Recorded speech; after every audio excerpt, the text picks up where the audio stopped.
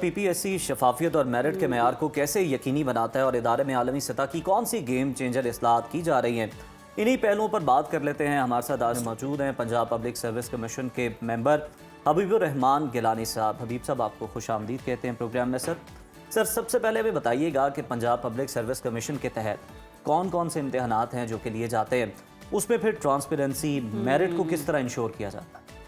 जी, बहुत शुक्रिया। आपने मुझे ये मौका दिया कि मैं आपके ज़रिए उन करोड़ों लोगों को मुखातिब हो सकूं जिनका जो ताल्लुक़ है वो हर रोज़ किसी न किसी सरकारी इदारे के साथ होता है। अच्छा, अब ये एक जो मैनेजमेंट का इस्टेब्लिश प्रिंसिपल है कि सबसे ज़्यादा जो अहम चीज़ किसी इदारे के लिए या किसी भी सिस्टम के लिए वो उसका ह्यूमन रिसोर्स है। जी, ह्यूमन रिसोर्स में सबसे अहम कड़ी है कि उसमें जो तकर्रुर हो, जो सिलेक्शन हो, वो अहल लोगों की हो, ताकि वो लोग जब अपनी ज़िम्मेदारियाँ अदा करें तो उससे लोगों को आसानियाँ पैदा हों। तो पंजाब पब्लिक सर्विस कमीशन जो है ये एक आपको शायद सुन के हैरानी होगी कि पाकिस्तान का सबसे पुराना जो एक गवर्नमेंट का हायरिंग का इदारा है। ये 1937 में पाकिस्तान बनने से पहले वजूद में आया। अच्छा। बल्कि इसके पहले जो दो चेयरमैन थे, मिस्टर स्लेटर, मिस्टर मार्श, वो अंग्रेज़ थे। और इसकी इसलिए ज़रूरत पेश आई कि वो लोग जिन्होंने गवर्नमेंट का नज़्म व नस्क चलाना है, जो इदारे को आगे लेके जाना है, वो वहाँ से वो लोग मुंतखब हों जो कि इस काम के लिए अहल हों। सही। अब हमारे लिए इसके लिए दो जो चीज़ें समझना बहुत ज़रूरी है। एक तो ये है कि जो हम लोग उन लोगों को मेरिट बेस्ड इंसाफ मुहैया करते हैं, जो बहुत बड़ी बात है। Who are aspirants to join government service. मतलब हम एक्सक्लूसिवली काम करते हैं गवर्नमेंट के एक तकर्री के इदारे के तौर पे। सही। अब उनमें मेरिट को, शफाफियत को, उन लोगों को जो है ना, इस चीज़ का जब तक कॉन्फिडेंस ना हो कि हम लोग जो है वो जब जाएंगे तो हमें जो हमारी सिलेक्शन है उसमें कोई दबाव जो है वो या कोई गैर ज़रूरी चीज़ दखल नहीं देगी। तो ये शफाफियत को और उसको मेरिट को करना। और दूसरी चीज़ ये है कि ये वो लोग हैं जब फिर वो सिलेक्ट होकर जब जाएंगे फील्ड में, तो इन लोगों ने, जिन मैं करोड़ों लोगों की बात कर रहा हूँ, उनको आगे से इंसाफ देना है। अगर इनके साथ इंसाफ होगा, अगर ये मेरिट पे आएंगे तो आगे जाके मेरिट पे फैसले करेंगे।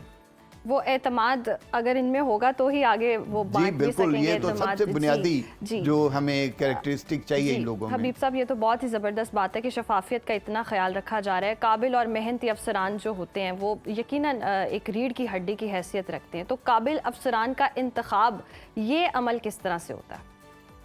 देखिए, इसमें जो एक तो मैं पहले अपना सिस्टम पुराना जो था उसमें थोड़ी सी रोशनी डालूंगा जी। कि हमारे सिलेक्शन के 4 बुनियादी क्राइटेरिया थे। पहला क्राइटेरिया ये था कि हम लोग जो एकेडमिक मार्क्स हैं वो उनको काउंट करते थे। और उसके बाद एक तहरीरी इम्तिहान होता है जो कि पब्लिक सर्विस कमीशन खुद कंडक्ट करता है। और ये सिर्फ लाहौर में नहीं बल्कि जो तमाम हमारे रीजनल ऑफिसेज हैं वहाँ पे हम कंडक्ट करते हैं। और ये इंतहाई जो है, इसमें हम एहतियात से काम लेते हैं। उसमें हमने कोई इवन जो रिसर्च के साथ साथ हमने ये भी किया हुआ है कि कोई लोग मोबाइल डिवाइसेस ना यूज़ करें। हमने तमाम सेंटर्स जहाँ पे एग्ज़ाम होते हैं वहाँ पे जैमर्स लगे होते हैं। अच्छा। बाद लोग आपको लगता है कि कोई कान में डिवाइस लगा लें या कोई वॉच ले लें, वॉच ले लें, लेकिन वो हम ये बड़ी एहतियात से, और हमारे जो इन्विजिलेटर्स हैं, हमारा अपना स्टाफ भी और मुख्तलिफ महकमों से लोग लेके एग्ज़ाम कंडक्ट करते हैं। और उनके जो मार्क्स हैं वो कंप्यूटर बेस्ड हैं, वो बबल शीट्स हैं, वो वहीं पे फिल होती हैं और उसके बाद वहीं पे सील होकर सीधी कंप्यूटर में जाती हैं और कंप्यूटर ऑटोमेटिकली रीड करता है। सो एक पूरा शफाफ बनाने का एक तरीकाकार दिया हुआ है। अच्छा, उसके बाद इस रिज़ल्ट में जब वो कलेक्शन के बाद कोई मैनुअल काम नहीं होता, सारा कंप्यूटराइज बेस्ड है। जो सब्जेक्टिव पेपर्स हैं उसमें ज़रूर जो है ना हम टॉप ऑफ द लाइन जो एग्जामिनर्स हैं वो उनको चेक करते हैं। अच्छा, तीसरी चीज़ जो है वो हमारी है कि इंटरव्यूज़।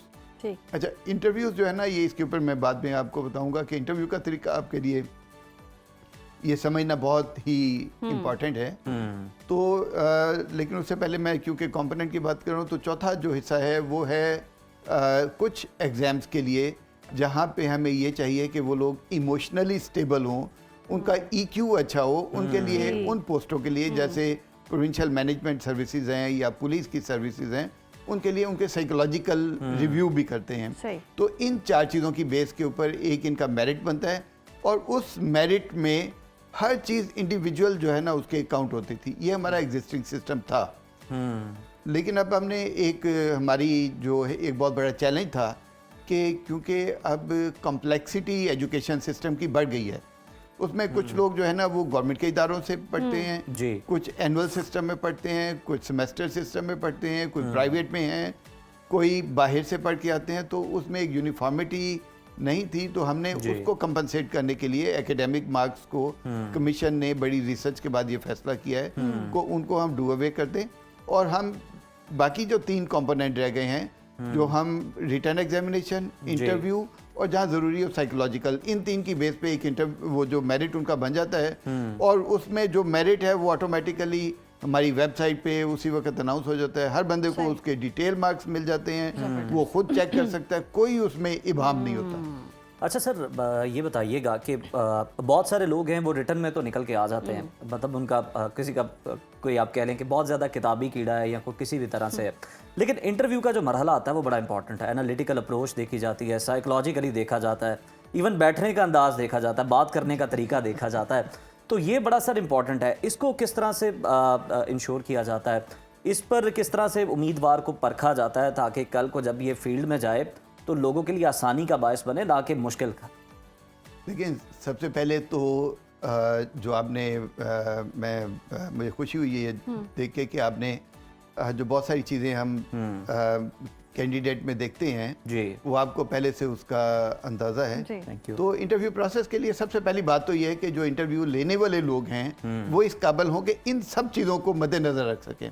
सही। तो अल्हम्दुलिल्लाह एक तो कमीशन खुद है, कमीशन में जो टोटल पोस्ट हैं एक चेयरमैन के साथ 20 मेंबर्स हैं और ये जो 20 मेंबर्स हैं ये हमारे पीपीएससी के एक्ट में लिखा हुआ है कि ये तमाम जो हैं कम से कम ग्रेड 21 या 22 के रिटायर्ड लोग होंगे। Most senior. जी, मोस्ट सीनियर हैं। ये वो लोग हैं जिन्होंने कम से कम 35 टू 38 इयर्स गवर्नमेंट की सर्विस में गुजारा होता है और एक एक स्टेप करते हुए 21 ग्रेड तक या 22 ग्रेड तक पहुंचे हैं।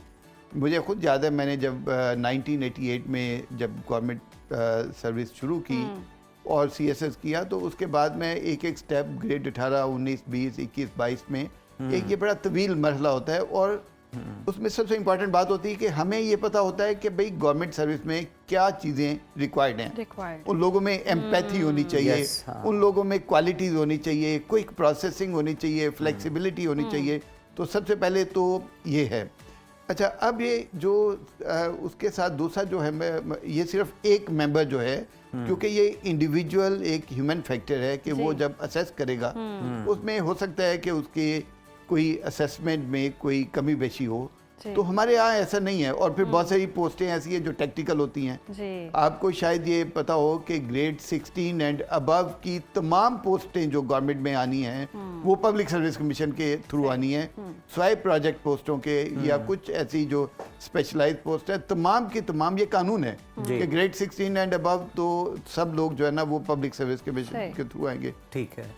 अब जो गवर्नमेंट को शायद जो अब मैं एतमाद की बात करूंगा कि गवर्नमेंट को ये भी एतमाद हो रहा है कि भाई अब ये हमें वो ग्रेड 16 से कम की भी कोई सेंसिटिव पोस्टें जो हैं वो भी गवर्नमेंट कहती है कि आप करें। अच्छा। तो क्योंकि उसमें जो सिफारिशें हैं हमारा कल्चर है, हम मतलब we don't shy away from it, लेकिन ये वाहिद इदारा है, मैं आपको गारंटी के साथ कहता हूँ और हमारा करोड़ों लोगों का एतमाद है कि इसमें कोई जो है ना वो मेरिट से हट के किसी की मार्किंग किसी की कोई चीज़ नहीं की जाती।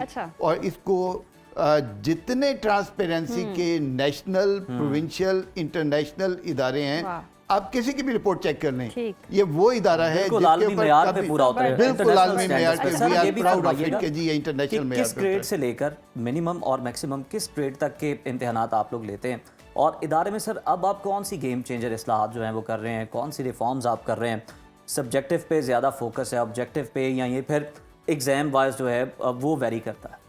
देखिए ये जो कानून के मुताबिक तो ग्रेड 16 से ग्रेड 20 तक की तमाम पोस्टें वो पब्लिक सर्विस कमीशन के थ्रू होती हैं और उसमें जो अब गवर्नमेंट ने किया है कि कुछ जैसे मैंने कहा कि सेंसिटिव पोस्टें हैं, जैसे गवर्नमेंट ने कहा जी कि हम अपना ट्रांसफॉर्म कर रहे हैं कैनाल इरिगेशन सिस्टम को, हमें कैनाल पटवारी चाहिए जो कि शायद 16 ग्रेड से कम की पोस्टें हैं, या हमारे जो है ना वो और बहुत सारे इदारे हैं वो जो जैसे पुलिस की इवन लोअर लेवल की जो हैं वो भी हम पब्लिक सर्विस कमीशन के थ्रू करते हैं।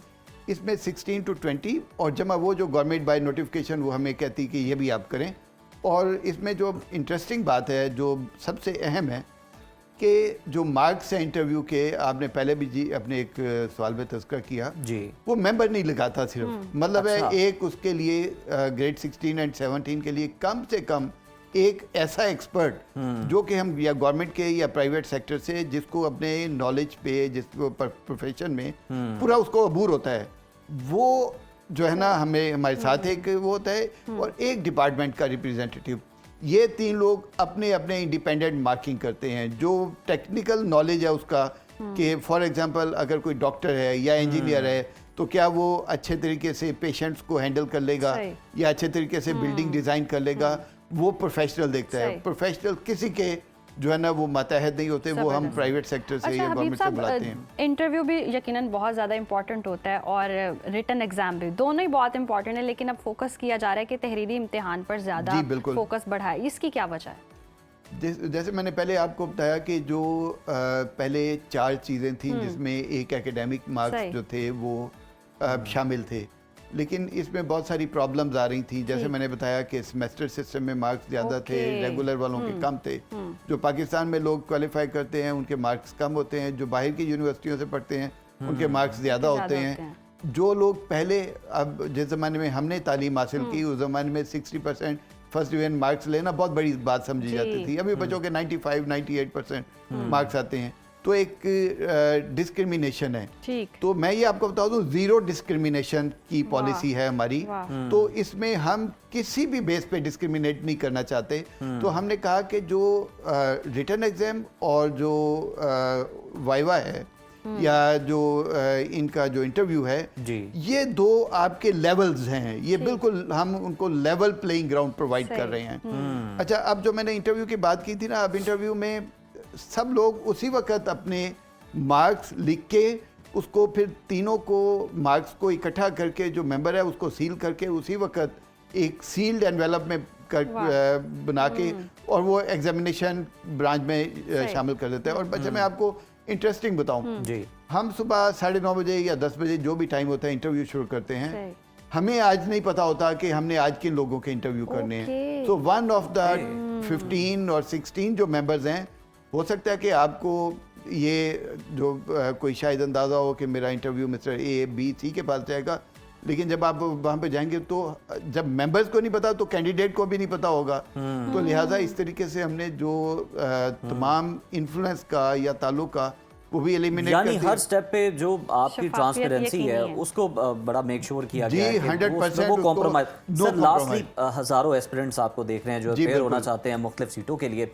आप खुद भी माशाल्लाह मोस्ट सीनियर ऑफिसर हैं और आपने बड़ा 22वें ग्रेड में सर्व किया जिस तरह आप बता रहे हैं। जी बिल्कुल। सर, जो देखने वाले हैं जो पहली दफ़ा अपेयर हो रहा है PPSC में, क्या उन्हें गोल्डन एडवाइस देंगे? ज़रा आपकी तवज्जुह से उनका भी भला हो जाए, उनके लिए भी कोई गोल्डन टिप शेयर आप कर दें। मतलब चाहते हैं कि पर्चा आउट कर दिया जाए? नहीं, पर्चा आउट नहीं, पर्चा आउट नहीं करें, लेकिन कोई टिप बता दें। मेहनत अच्छा, के डायरेक्शन बता मैं दें। आपको बताऊं कि मुझे 2 साल से ज़्यादा हो गए हैं। मैं माशाल्लाह इंटरव्यूज़ करता हूं इसमें ग्रेड 16 और बिलो से लेके और ग्रेड 20 तक के इंटरव्यूज़ जो है वो हमने किए हैं। जो कुछ चीज़ें हैं मैं ज़रूर कहना चाहूँगा बेस्ड ऑन आवर जो हमारे एक्सपीरियंस है उसके वेरी मुताबिक। Rich experience. जी, सबसे पहली बात तो ये है कि अगर कोई तुक्के लगा के या गेट थ्रू गाइड्स के जरिए कोई अगर चाहता या है बिस्मिल्लाह पढ़ के कि वो अगर टिक वो कर नहीं दी। हो नहीं, सकता, सही। आपको इन डेप्थ नॉलेज की ज़रूरत होती है। वहाँ पे मैंने जैसे बताया एक एक्सपर्ट बैठा है जो कि अगेन मतलब बहुत सीनियर लोग होते हैं। एक डिपार्टमेंटल रिप्रेजेंटेटिव है, एक मेंबर है जो कम से कम ग्रेड 21 का, तो वो फौरन जज कर लेते हैं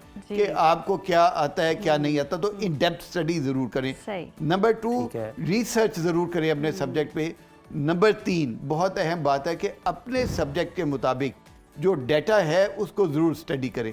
और नंबर 4 जो है कि जो अपने सब्जेक्ट के मुताबिक जो नेशनल इश्यूज हैं वो आपको पता है। मसलन अगर आप हेल्थ में काम करें तो पाकिस्तान के सेहत के रिलेटेड मसाइल क्या हैं, मसाइल पता होना। अगर आप जो है ना वो मैनेजमेंट में हैं तो आपके हमारे लॉ एंड ऑर्डर के रिलेटेड क्या मसाइल हैं, हमारे जो फॉर एग्जांपल जो हेल्थ के हैं तो उसमें हेल्थ के रिलेटेड, तो ये तो अपने जो नेशनल मसाइल हैं ये हम एक्सपेक्ट करते हैं कि उनको पता हो। और पांचवी और सबसे जो ज़रूरी है ना, उनमें एक एम्पैथी नज़र आनी चाहिए कि अगर कल को हम जाके लोगों को सर्व करेंगे तो हम अपने लोगों की खिदमत कर रहे होंगे, उनके प्रॉब्लम्स हल कर रहे होंगे, तो उनके लिए जो फीलिंग्स हैं लोगों के लिए वो उनमें होना बहुत ज़रूरी है। अच्छा हबीब साहब, कोई अच्छे ऑफिसर की खूबी क्या है, मतलब क्या क्या क्वालिटीज़ होती हैं उसकी?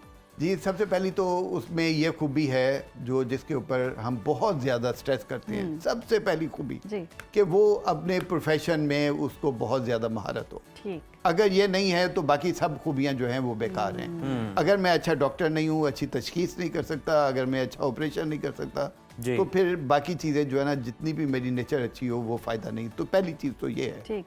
दूसरी चीज़ ये है कि उसको हार्ड वर्किंग होना चाहिए। मैं अगेन ये उसी तरतीब से मैं बता रहा हूँ, आपको जितना भी अच्छा पता हो लेकिन जब तक आप जो है ना वो काम नहीं करेंगे, अगर आप सुबह 8 बजे से 2 बजे तक या 9 से 5 बजे तक अगर आप पूरी तरह तवज्जो से काम नहीं करेंगे तो फिर वो आप अपनी उस तजर्बे का या उस महारत का फ़ायदा नहीं है।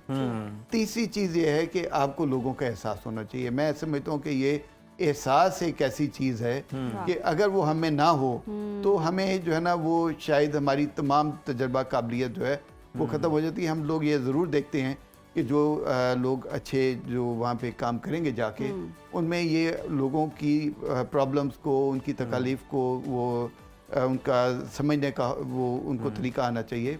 और चौथी चीज़ ये है कि वो मेरिट बेस्ड हो, उसको कम अज़ कम ये ज़रूर हो कि मैं खुद भी, इसीलिए हम मेरिट बेस्ड सिलेक्शन करते हैं कि उसके दिमाग में ये इनग्रेन हो जाए कि मैं भी जब आगे जाऊँगा तो मैं मेरिट के ऊपर फैसले करूँगा। ये भी तो ये सारी चीज़ें जो है ना एक अच्छे ऑफिसर में होनी बहुत ज़रूरी हैं। बिल्कुल ज़बरदस्त सर, आपने 5 गोल्डन टिप्स भी दे दी हैं और मेरा ख्याल है वो काफ़ी हैं। इसके बाद तो पर्चा आउट होना ही बनता ये काफ़ी चीज़ मैं ज़रूर कहूँगा कि ये पाकिस्तान का शायद वो सबसे बेस्ट, मैं तो बेस्ट कहूँगा क्योंकि मैं खुद इससे ताल्लुक़ रखता हूँ, तो जिसमें जो अभी भी तमाम प्रोसेसेस कंप्यूटराइज्ड हैं। हमारी प्रोसेसिंग, एडवर्टीजमेंट, अप्लाइंग ऑनलाइन है और उसके बाद मार्किंग ऑनलाइन है, रिजल्ट टेबुलेशन ऑनलाइन है, लेकिन अब हम बाकी प्रोसेसेस को भी, even taking the examination and marking of interviews, इसको भी हम कंप्यूटराइज कर रहे हैं, जिसके लिए हम गवर्नमेंट के बहुत शुक्रगुजार हैं। हमारे चेयरमैन साहब ने बड़ी एफर्ट करके और गवर्नमेंट से स्पेशल रिक्वेस्ट करके तो हमारा एक 1 बिलियन से ज़्यादा का एक प्रोजेक्ट है जिसके ज़रिए हमारा टोटली जो है ये इट विल बी, आप समझ लें कि पेपरलेस एनवायरनमेंट में हम काम करेंगे। There will be no paper there और टोटल मार्किंग, चेकिंग, हर चीज़ जो है वो कंप्यूटराइज होगी। तो ये पहले जो हमारी कंप्यूटराइजेशन है उससे कम से कम आप समझे कि 10 स्टेप अबव हम करने जा रहे हैं। विद इन 1 ईयर ये इंशाल्लाह आपको we will look a different public service commission, यानी कि हर चीज गवर्नमेंट को भी हर सतह पर आपको फैसिलिटेट करना चाहिए, जो कि कर भी रही है, क्योंकि आपने इसी तरह के माइंड्स हैं, ऐसा टैलेंट है जो देना है कौम को, जो कि आगे सर्व करें, लोगों के भले के लिए काम कर सके।